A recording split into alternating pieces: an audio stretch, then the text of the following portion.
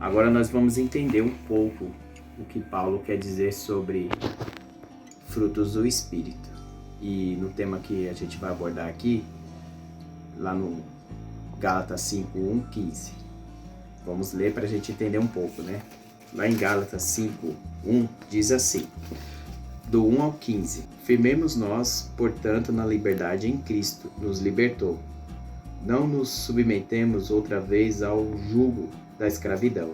Eis que eu, Paulo, vos declaro que se vós vos circuncidades, de nada vos servirá Cristo. E testifico novamente a todo homem que for circuncidado, ele está obrigado a observar toda a lei. Cristo torna-se sem efeito para vós, porque procurais justificação pela lei, vos decaíste da graça. Porque nós, pelo Espírito, aguardamos a esperança da justiça da fé. Porque em Cristo Jesus nem a circuncisão nem a incircuncisão vale alguma coisa, mas a fé que opera pelo amor. Correis bem. Quem, pois, vos impediu para que não obedecesses à verdade? Esta persuasão não vem daquele que vos chama. Um pouco de fermento leveda toda a massa. Toda confiança em vós, por meio do Senhor, de que maneira alguma mudarei de opinião, mas aquele que vos perturbar será julgado por isso. Seja quem for, eu e irmão. Se ainda prego a circuncisão, por que então ainda sofro perseguição? Assim a ofensa da cruz teria cessado.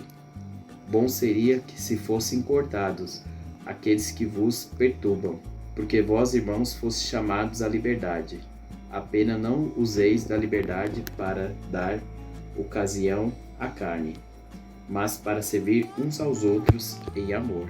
Porque toda a lei é cumprida em uma só palavra, nesta: amarás o teu próximo como a ti mesmo. Mas se mordeis e vos devorais uns aos outros, vede que não acabeis por vós destruídes uns aos outros.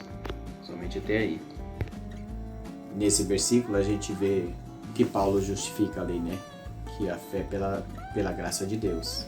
E os próprios judeus, e ele fala a respeito, vou ler outro versículo aqui, porque nós, pelo Espírito, aguardamos a esperança da justiça da fé. E Paulo, ele enfatiza muito sobre o amor, né? O amor em Cristo. E fala lá também que amar o próximo é a maior ordenança da lei. E eles não cumpriam isso. Por quê? Porque o que acontece? A lei judaica trazia um jugo sobre a vida do povo ali, daquela comunidade. E trazia uma falsa liberdade, né? E essa liberdade trazia um legalismo. Que legalismo é esse? É eu impor algo para vocês fazer, mas praticamente eu não cumpri. Então esse legalismo acaba atrapalhando a vida das pessoas e praticamente anulava a cruz de Cristo. E não era isso que Paulo queria explicar em Gálatas. Ele queria que as pessoas voltassem à fé e acreditassem que o amor é a maior importância de tudo aquilo que ele estava vivendo. Eu queria ler aqui um versículo que está lá em Gálatas 5, 19 e 21, que vai falar sobre a obra da carne. Obras da carne. Que fala assim, Gálatas 5, do 19 ao 21.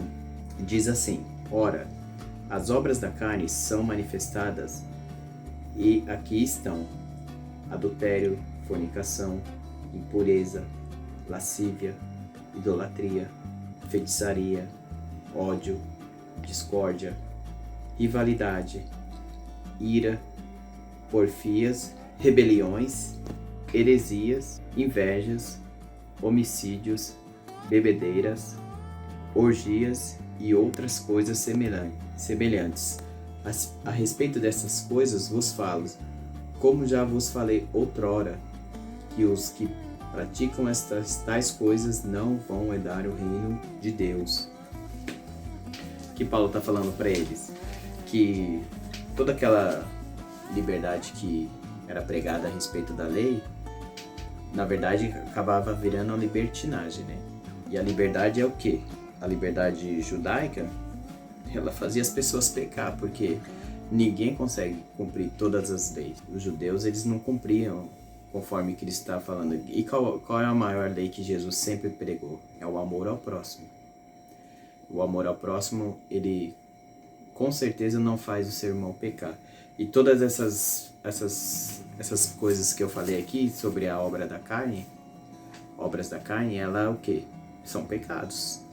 E eles, naquele momento que eles viviam ali, era uma época do Império Romano e todas essas coisas eles praticamente praticavam. Só quando eles conheceram a graça e o amor de Cristo, eles deixaram essas coisas para trás. Mas ainda existia uma luta dentro de cada povo ali, de cada pessoa. Por quê? Essas coisas voltavam constantemente. Então eu vou ler aqui em Gálatas 5:22, que fala o fruto do Espírito, que diz assim: mas o fruto do Espírito é amor, alegria, paz, paciência, benignidade, bondade, fé, brandura, temperança. Contra estas coisas não há lei, pois aqueles que já estão em Cristo já crucificaram a carne, com as paixões e concupiscências. Se vivemos pelo Espírito, andemos também no Espírito. Ou seja, aquele que anda em Cristo, ele vai acabar lutando contra isso, né? E todo dia a gente tem que praticar o fruto do Espírito nas nossas vidas. Ah, Nilson, mas não é fácil você praticar o fruto do Espírito. Mas todo momento Deus vai começar a te dar situações para que isso seja praticado. E eu vou ler mais uma vez para que a gente possa entender. Gálatas 5:22. Mas o fruto do Espírito é o quê? Amor, alegria, paz, paciência, benignidade, bondade, fé, brandura, temperança. Contra estas coisas não há lei. Tá vendo? A importância do fruto do Espírito é o quê? As 3 primeiras estão relacionadas com Deus, que é amor, alegria e paz. As outras duas, as outras, no caso seria paciência, benignidade e bondade, está relacionado com nós mesmos. Brandura, temperança, está relacionada aos nossos estímulos. Então a gente tem que começar a entender o que Deus quer de nós. O amor é o mais importante. Se você ama uma pessoa, você não vai trazer o mal para aquela pessoa. Mas a obra da carne, ela fala o contrário: ódio, dissensões, lascívia. Essa obra da carne é o quê? A nossa natureza carnal não foi transformada por Cristo. Então a gente tem que buscar isso todos os dias. Ou seja, o fruto do Espírito, a principal arma que nós temos contra a nossa própria carne. Agora a gente vai começar a entrar no tema principal, que é o que eu falei sobre os frutos. Nós vamos entender um pouco o que é o fruto do Espírito. Agora vamos entender cada palavra do fruto do Espírito e o que ela significa para nós, né? O que nós temos que aprender com essas palavras. A primeira palavra se encontra lá no fruto do Espírito, é o amor, que significa ágape. E a gente vai ler um texto aqui e entender um pouco o que Cristo quer dizer sobre isso, o que Paulo quer dizer sobre isso, né? E está lá em Mateus 22:36 ao 40, que diz assim: Mestre, qual é o grande mandamento da lei?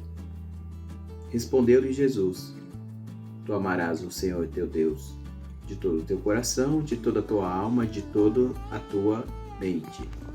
Esse é o primeiro e grande mandamento. E o segundo é semelhante a este: Tu amarás o teu próximo como a ti mesmo. Desses 2 mandamentos depende toda a lei e os profetas. Ou seja, Jesus ele jamais iria anular a lei de Cristo. E ele ensina que os 2 principais mandamentos são esses: amar o teu Deus de toda a tua força, de todo o entendimento, e amar o próximo como a ti mesmo. Hoje em dia é difícil fazer essas coisas, né? a gente tem uma relação muito voltada às coisas desse mundo, né? Voltada às riquezas, voltadas a amar a nós mesmos, um egocentrismo, né? O homem passou a ser o centro de todas as coisas, e isso é uma das coisas que nós devemos lutar muito. Por quê? Porque o poder de Deus, ele nos ajuda a entender o verdadeiro amor, né? E eu vou ler aqui o que Deus fala sobre nós. O amor é o próximo, é viver o propósito principal da relação de Jesus e a humanidade. O que é? Cuidar, prover, socorrer, incentivar e apoiar. Ou seja, quando nós entendemos o que é amar as pessoas, é o quê? Você vai fazer o quê? Cuidar, prover, socorrer aquelas pessoas, incentivar e apoiar. Jesus sempre fez isso com as pessoas ao redor dele, né? E esse é o maior mandamento que nós temos, o amor. A gente, quando nós nos convertemos, acho que esse é o mais difícil, né? Amar o próximo, né? Por mais que aquela pessoa te faça mal, você tem que amar ela, né? Você tem que buscar esse fruto como se fosse o principal na sua vida. Vamos para o próximo tema. O amor mútuo é evidência da fé em Deus? Sim. O que nós aprendemos lá? O primeiro versículo que você aprende na Bíblia. João 3,16. Porque Deus amou o mundo de tal maneira que deu seu Filho unigênito para que todo aquele que nele crê não pereça, mas tenha a vida eterna. Qual de nós daríamos nosso filho? Os nossos filhos. Aquele que tem filho sabe o que é, né? Dar o filho para morrer por alguém. Jamais nós faríamos isso, mas Deus fez isso por nós. Então isso é um amor, que é um amor incondicional. Um amor que nós não merecíamos, mas através da cruz de Cristo, nós fomos redimidos de todo o pecado. O outro tema que eu quero falar é sobre alegria, que no grego significa chara, que lá em João 15:11 diz assim. João 15:11 diz assim que essas coisas vos tenho dito para que a minha alegria permaneça em vós e para que a vossa alegria seja completa. Alegria, né? Alegria é um tema que nós buscamos e é um fruto do Espírito que Jesus nos ensina, né? A nossa alegria completa, ela se dá o quê? No Espírito Santo. O Espírito Santo, ele vem e nós não conhecemos a Cristo e o que preenchia a nossa alegria eram as coisas do mundo. E eu queria ler aqui a respeito disso, que fala assim: a alegria cristã não está relacionada com ter posses ou bem, ou estar ligada às coisas deste mundo. Infelizmente, foi criada uma teologia voltada para as bênçãos materiais, mas a verdadeira felicidade que Jesus aplica é plena através da sua graça. Então a alegria ela é plena em Cristo, né? A graça de Deus ela vem sobre as nossas vidas preencher esse vazio que nós temos, né? Essa é a maior alegria que nós temos. Você pode correr atrás de muitas coisas, ou então você conquistar muitas coisas, mas isso, quando a graça de Deus não está na sua vida, não vai ser preenchida. Essa é a verdadeira alegria que nós devemos buscar. Outro tema que eu gostaria de abordar, ainda voltado para a alegria. A alegria ela está relacionada com a paz. E olha que lá em Romanos, o apóstolo Paulo escreve, está assim, Romanos 14, 17 e 18. Porque o reino de Deus não é comida nem bebida, mas justiça, paz e alegria no Espírito. Porque nisto serve a Cristo, agradável é a Deus e aceito aos homens. Outro texto em Romanos também, que fala sobre alegria.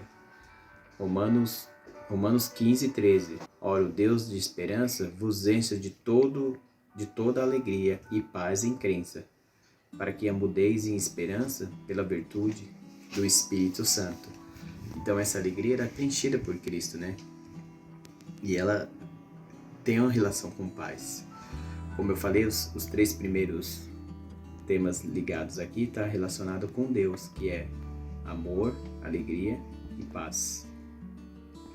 A alegria ela não está revelada apenas emocionalmente, mas uma busca de fé em Cristo e em se arrepender. O próximo tema que eu vou abordar agora é a paz. Paz, ou seja, em grego, eirene, ou em hebraico, shalom. E quando nós pensamos assim, o que é ter paz? E gostaria de ler aqui a respeito de paz, né? A paz é bem-estar geral, ausência de medo e de necessidade, contentamento no relacionamento com Deus, com os outros e com a criação de Deus. Então, quando nós temos esse contentamento de que a paz que Deus me dá, eu transmito ao redor das pessoas que estão ao meu lado, esse é um fruto do Espírito que todo mundo deve buscar, né? Você tem paz com Deus, você vai ter paz com as outras pessoas. Lá em Efésios 4:3 diz assim: procurando guardar a unidade do Espírito pelo vínculo da paz. Procurando guardar o quê? Que vínculo que é esse? Das pessoas ao nosso redor. O mundo hoje ele busca uma paz que não existe. A paz não é apenas a ausência de guerra, mas é buscar essa paz interior das pessoas. As pessoas buscam uma paz totalmente diferente. Eu quero ter paz, vou pra praia. Meu, lá é um lugar tranquilo, sim. Você vai ter um momento ali de você apreciar a obra de Deus, tudo aquilo que Deus criou. Isso te traz paz, mas a verdadeira paz está em Cristo Jesus. Você deve buscar essa paz continuamente, todos os dias. Outro tema que eu quero abordar aqui, que é longanimidade, que significa macrotomia. E a gente vai entender o que é ser uma pessoa longânima, né? Como se fala. A palavra longânima, ela significa ter paciência e tolerância. No momento que nós vivemos hoje, isso está requerendo de nós, né? Ter muita paciência em tudo que está acontecendo no nosso Brasil, no mundo, né? As pessoas, elas também... Existe um pouco de intolerância com o próximo, né? E se você não tem isso, como que você vai transmitir, né? Os outros temas que eu falei, que é amor, alegria e paz. A intolerância, ela leva as pessoas a se afastarem de nós, né? A intolerância, ela leva a que as pessoas não veem Cristo em nossas vidas. E lá em Romanos 5:3 diz assim: e não somente isso, mas também nos gloriamos nas atribulações, sabendo que a tribulação produz paciência, e a paciência experiência, e a experiência esperança, e a esperança não nos envergonha, porque o amor de Deus está derramado sobre os nossos corações pelo Espírito Santo que é dado a nós. Então, nós vivemos um mundo em que o quê? As tribulações, as impaciências, isso vai tirando o que da pessoa? Da pessoa ser uma pessoa tolerante, né? E a paciência, ela é o quê? É conquistada através do quê? De você entender o que a pessoa ao seu redor está passando.